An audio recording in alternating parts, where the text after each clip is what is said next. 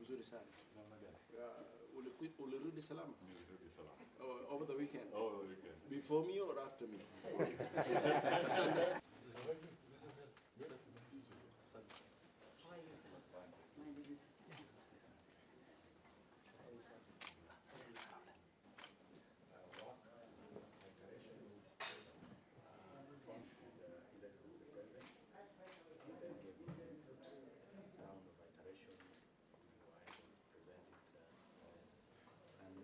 Interestingly, I think it's just us.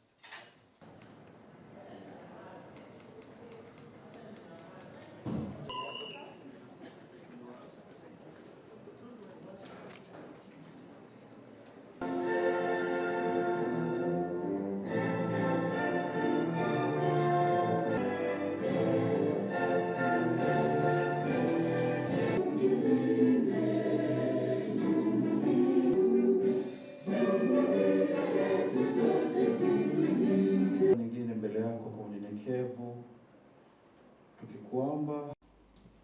And sometimes just step back and ponder. If you are to have a conversation, how does it feel when your conversation is virtual? What is really your personal experience? Suppose you want to dialogue about peace, but you're doing it virtually. How tangible do you feel it's getting to you? So the virtual aspect of it, the technology, may bring in convenience. It may cut costs, but it can never replace the people-to-people contact. That is why it is important that we must engage and support each other so that we can truly harness the peace that is there. The fake news, I'll give you just one quick example, because it's real and it happens every other day, and we really have to be careful. The Inspector General of Police, I think it was earlier in this week, they left Nairobi and went to Marsabit because on the social media, there was this story that 10 miners had been buried in the mines in Marsabit. They left, they went there physically, and it turned out to be fake news. Nobody had died or been buried in the mines. But because somebody is being socially irresponsible, you take away the Inspector General and his team to a place on a wild goose chase, then you vacate them from an area that is needy. That is not responsible. And these are some of the challenges that we all have to acknowledge exist, and we have to deal with them. Different countries are dealing with them differently. The other day I had a conversation with a section of the media, and they were asking, is the government of Kenya surveilling its citizens? Are they trampling on their privacy? Are they interfering into the freedoms? And so I responded and I told them, please look at Article 31 of our Constitution. The whole aspect of privacy, including privacy about your communication, is enshrined in the Constitution.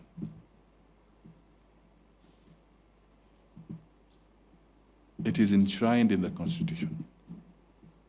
And our courts, if somebody believes that there's an infringement, nowadays people don't hesitate to take anybody to court. Whether it is from the toppest position in the executive to any position, we all face courts nowadays. So if somebody is really aggrieved, there's an avenue to be able to tackle and address those issues. However, I also asked the person who was raising the question that let us also face it. If you land in Heathrow Airport, are there cameras or not? If you land in New York, are there cameras or not? If you landed in Dubai, do we have cameras or don't we? If you went to the airport in Stockholm or in Norway, there are cameras.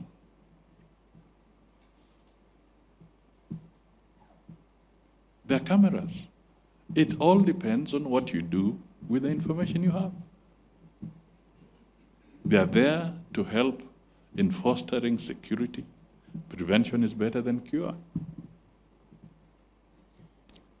So we need to perhaps reflect on some of these things a little more broadly so that we do not sometimes create a situation where there's no real issue. But our Constitution, which is very robust, safeguards the other aspects. I am delighted to join you during this significant event for the launch of the Peace Building Architecture Review Report. On behalf of the government, I wish to thank the independent panel of advisors, chaired by General Opande, the United Nations and embassies of Norway, Sweden, and other partners who have worked tirelessly to conduct this review and prepare the report. The findings and recommendations from the review process resonate with the challenges we face in sustaining and deepening peace in Kenya. Let us acknowledge this team of patriotic Kenyans who are committed to ensuring our country and our people enjoy peace and stability.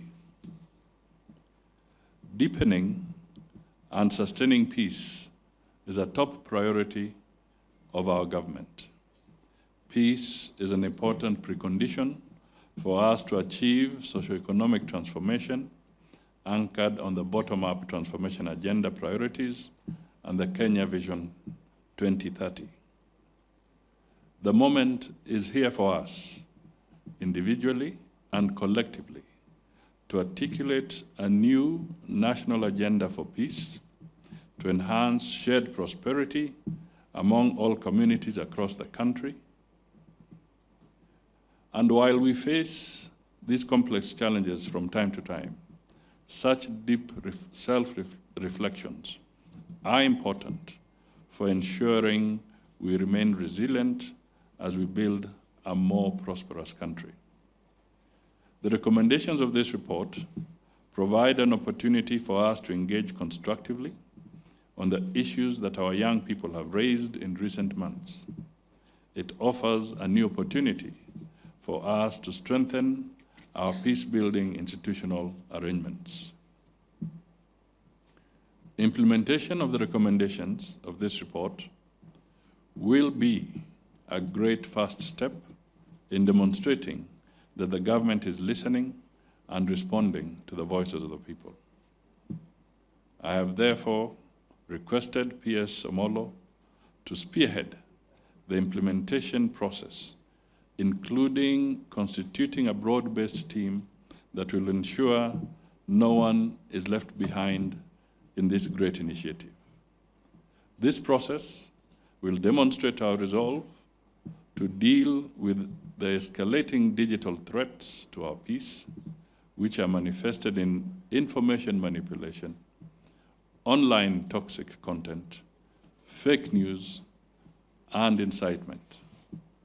This should be prioritized in the implementation process. I'm well aware that peace-building work requires enhanced funding from the government and partners in this ecosystem. Let me reaffirm the government's commitment to enhance funding for this initiative, even as we appreciate the resource constraints that we face. Let me conclude by acknowledging all our partners, and I will repeat, including the United Nations, Sweden, and Norway, your technical and financial support, including helping us to set up a peace-building fund, will strengthen our journey towards a more peaceful country. I also wish to appreciate all the stakeholders that you represent during this forum. Your perspectives will enable us to achieve strong consensus on how the recommendations of this review should be implemented. We should never take peace for granted. It is a gift from God.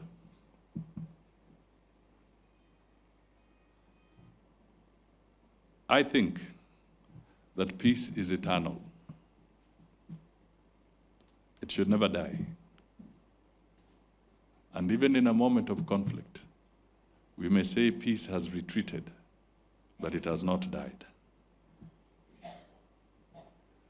Secondly, I would just want to flag what we are all experiencing in different parts of the world following the very prominent global conflicts. We know the Middle East is a melting pot. First, you see the Israel-Gaza issue. Now Syria has rolled in. Lebanon has rolled in. All these challenges have a very serious impact across the globe. There's the Ukraine-Russian conflict, which keeps on threatening to escalate into a very serious confrontation. There are those areas like Afghanistan, as mentioned by the ambassador here. Then we have the African conflicts, which, because communication is not effective, it's not as robust in those other parts, tend to be forgotten. In Sudan, it's indicated that maybe up to 61,000 people have died. Massive displacement. It remains the largest humanitarian crisis globally at this point in time, but it receives very minuscule attention in the media. In Africa, it is estimated that conflicts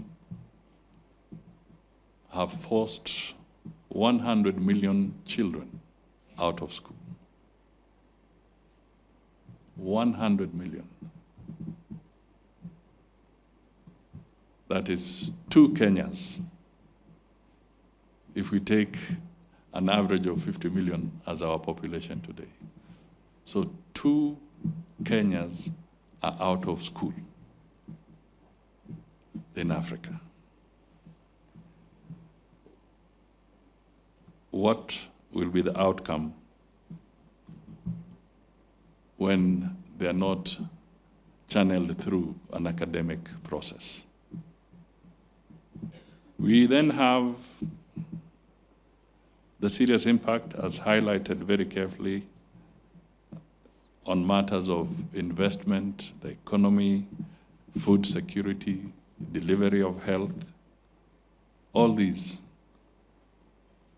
are very challenging times. Then we have the disruption around technology. And Your Excellencies, I don't know, but let me go a little bit old school.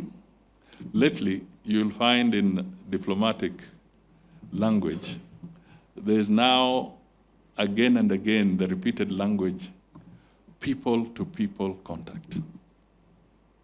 It's coming back again. People-to-people conversations.